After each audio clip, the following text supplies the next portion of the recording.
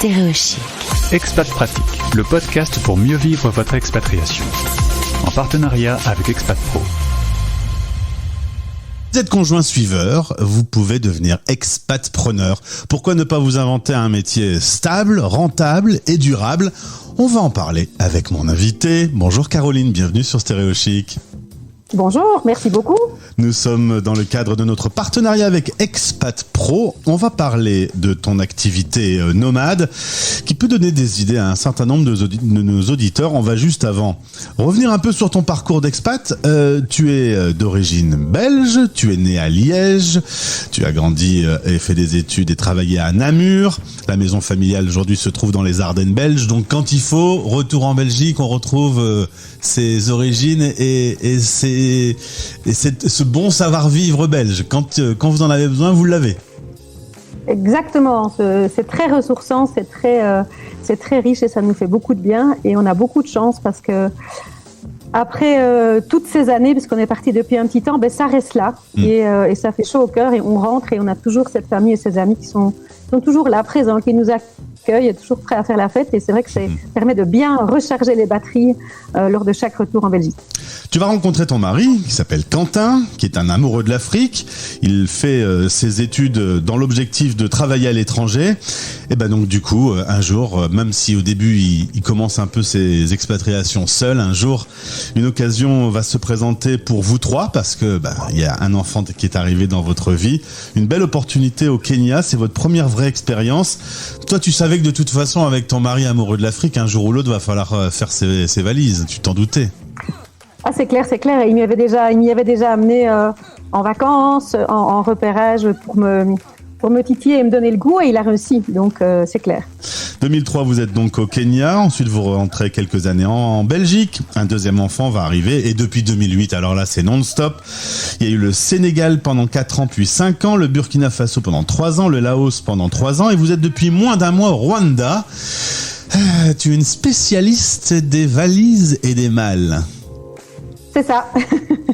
Pas de problème. J'ai plus besoin de peser mes valises. Je les porte à la main.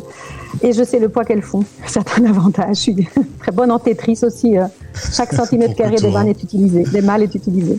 Alors le Rwanda, c'est tout nouveau. On n'a pas encore assez de recul pour savoir si tout se passe bien. C'est plutôt une bonne surprise. Le climat est agréable. Et puis comme partout en Afrique, on est toujours bien reçu avec de jolis sourires et un cadre magnifique. Oui, tout à fait. Vraiment une belle première approche, une découverte. C'est cette partie-ci de l'Afrique. Bon, à part le Kenya, mais c'était du coup il y a longtemps. Mais cette partie de l'Afrique est vraiment une découverte pour nous. Et donc, pour l'instant, c'est une belle découverte. Oui. On embrasse le plus grand, qui a 19 ans maintenant et qui fait ses études à Barcelone. Les chiens ne font pas des chats, un expat fabrique un expat. Quant à la plus jeune fille qui a 15 ans, c'est un peu compliqué en ce moment parce qu'elle s'habitue pas à l'école. Il y a un petit calage quand on arrive dans un pays et qu'on débute une nouvelle expatriation, même si c'est pas ta première. Il y a une petite phase de mise en route. Ouais, c'est la première fois que ça nous arrive. Franchement, pour le coup, c'était plutôt stable et très chouette. Et là, c'est juste un système un peu différent et donc qui demande un peu d'adaptation. À 15 ans, c'est pas l'âge le plus facile non plus pour démarrer quelque chose d'aussi différent. Le Covid est passé par là, donc ça a aussi, peut-être créé certains, d'autres challenges qui sont arrivés. Mais ça y est, c'est sur les rails et ça va aller. Mais c'était pas la rentrée scolaire la plus simple, on va dire, mais c'est parti maintenant. Mais je sens bien chez Caroline de l'optimisme, hein. Toujours. Alors tu vas faire différents métiers à l'Alliance française, dans les ambassades, dans des écoles. Et puis en 2012, tu vas te dire, je vais pas mal voyager avec mon mari. Faudrait peut-être que je m'invente un métier nomade. Ce qui est le plus dur sans doute, notamment quand on est conjoint suiveur, c'est que quand on arrive, tout recommence à zéro. On doit refaire ses amis, on doit refaire son réseau. Et là, l'idée vraiment pour toi, c'était de trouver quelque chose qui puisse être emmené avec tes expatriations. Exactement. C'est un métier où on arrive et faut toujours reconstruire un réseau, c'est clair, mais au moins que le cœur soit là et que ce soit facilement réplicable. Mon objectif, c'était vraiment d'avoir quelque chose de stable, rentable et durable. C'est mes 3 mots-clés aujourd'hui, parce que la frustration de se retrouver à devoir tout recommencer, je l'ai connue et c'est vraiment pas agréable. Et donc, je la souhaite à personne. Et aujourd'hui, je suis très contente d'avoir créé ce que j'ai créé. Et je veux créer encore plus de diversité. Et c'est ça. On croit parfois qu'il faut se contenter d'une chose et ne faire que ça. Et en fait, non, on crée des activités. Et puis, en fonction de l'endroit où on est, des personnes qu'on rencontre, on peut les adapter, on peut les exploiter. Mais il faut avoir un cœur. Et trouver ce cœur, c'est pas simple. Plus qu'une frustration, ça peut être un véritable abîme de recommencer à zéro. Et parce que ça t'est arrivé, tu cherches aujourd'hui à communiquer avec d'autres personnes pour que ça ne leur arrive pas à eux. Exactement, oui. Moi, j'avais un très bon business, j'aime pas dire le mot, mais une activité vraiment très, très chouette et que j'aimais beaucoup à Dakar. Et voilà, ça tournait bien, j'étais bien. J'avais une activité très, très sympa, des clients qui m'étaient fidèles, qui me recommandaient à d'autres. Et puis, boum, rechangement, redépart. Et alors même que c'était créé, malgré ça, je l'avais pas pensé suffisamment profondément. Je me retrouve au Laos et bim, je me retrouve avec cette sensation de redémarrer from scratch. Et là, je me suis dit, waouh, ça fait mal. Et donc, il faut rebondir et faire en sorte que ça n'arrive plus. Et donc, aujourd'hui, je travaille et en présentiel là où je suis et aussi en ligne. Et ça me permet de garder quelque chose de stable. J'ai mon activité en ligne et que je continue à développer, notamment c'est ce qui me permet d'avoir cette présence aujourd'hui sur Expat Pro. Donc c'est une activité en ligne, mais ça ne m'empêche pas de continuer à développer mon réseau ici et de développer aussi des activités là où je suis. Et donc c'est grâce à cette connaissance de moi que j'ai pu développer ces différents axes de travail qui sont les miens aujourd'hui. En 2012, c'était nouveau d'être coach. Tu vas faire des formations avec des certifications. Et aujourd'hui, tu proposes 2 services. On va faire le zoom sur le service plus aux particuliers, mais tu travailles aussi coaching en entreprise. Tu accompagnes des managers, des cadres, des dirigeants qui doivent s'adapter dans un nouveau contexte. Le multiculturel, on en parle très souvent. On ne manage pas pareil d'un pays à l'autre. Travailler avec ces personnes, ça te passionne ? C'est passionnant, j'adore ça, c'est très riche. Et ce que j'adore dans ce métier, c'est que je transmets, bien sûr, mais aussi j'apprends tout le temps. Chaque personne que je rencontre me permet de m'enrichir et d'apprendre. Et ça, c'est aussi important, justement, dans un métier qu'on se crée en tant que conjoint d'expat, c'est que à partir du moment où on a le métier, on a une bonne raison d'aller aussi vers les autres. Ça veut dire que grâce à ce métier qu'on a, à cette activité qu'on veut développer, on développe aussi son réseau social quelque part. Et donc, c'est aussi un très bon moyen de développer et de se faire sa place dans le réseau, quel qu'il soit, national, international, local, tout ce qu'on veut, avec ce bébé professionnel qu'on veut développer. Et donc, ça, c'est vraiment très important et très intéressant aussi.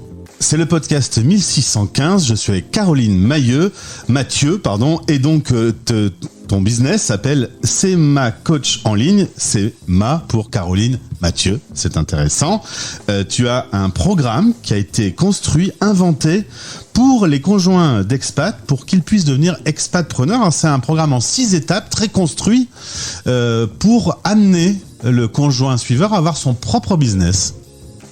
Exactement. Donc, l'objectif, c'est de pouvoir partager mon expérience pour pouvoir justement développer cette activité professionnelle nomade, stable, rentable et durable, ces fameux 3 mots-clés, mais sur base d'un programme bien spécifique et bien structuré qui est transmis lors de formations en Europe pour toutes ces personnes qui veulent aujourd'hui devenir entrepreneurs. Ça veut dire que ces 6 étapes, elles permettent à la personne de d'abord identifier quelle est l'activité qu'ils veulent faire par rapport à ce qu'ils sont, ce qu'ils aiment, leurs valeurs, leurs compétences et donc comment les utiliser.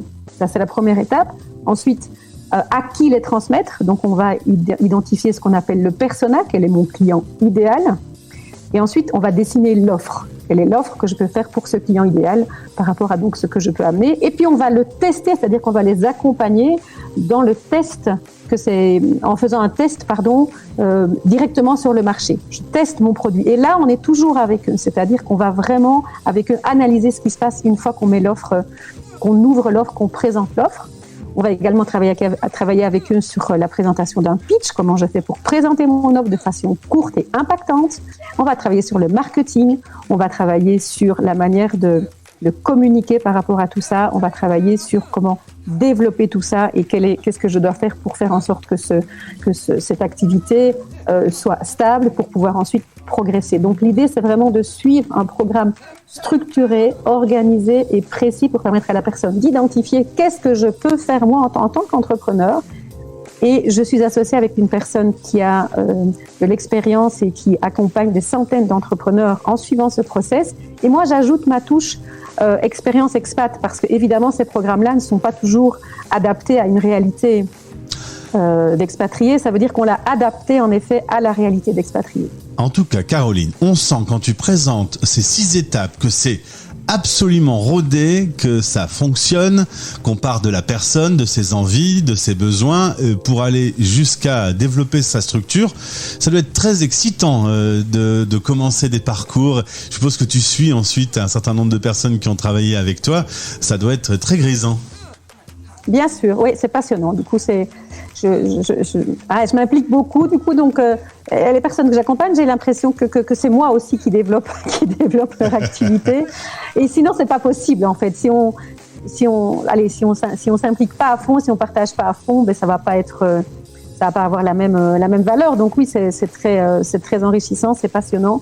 Et s'il n'y a pas cette passion, c'est pour ça aussi que c'est important d'abord de prendre le temps d'identifier ce qui passionne. Parce que on peut pas être un entrepreneur qui réussit si on n'est pas passionné par ce qu'on transmet. Si vous voulez rentrer... Mais on ne sait pas toujours par quoi, excuse-moi. Ouais. On ne sait pas toujours par quoi on est passionné. C'est ça le plus dur, c'est de trouver ce qui nous passionne.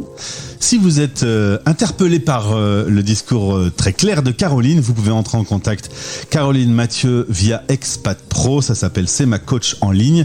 Merci beaucoup, bonne installation au Rwanda. On pourrait peut-être se retrouver dans quelques semaines pour que tu nous racontes un petit peu ta vie en Afrique et plus spécifiquement au Rwanda, nous dire un peu ce que tu as découvert de positif ou peut-être qui te gêne un peu à suivre. On se retrouve dans quelques semaines, ça te va ? Avec un grand plaisir. Merci beaucoup, à bientôt. Merci. Expat Pratique.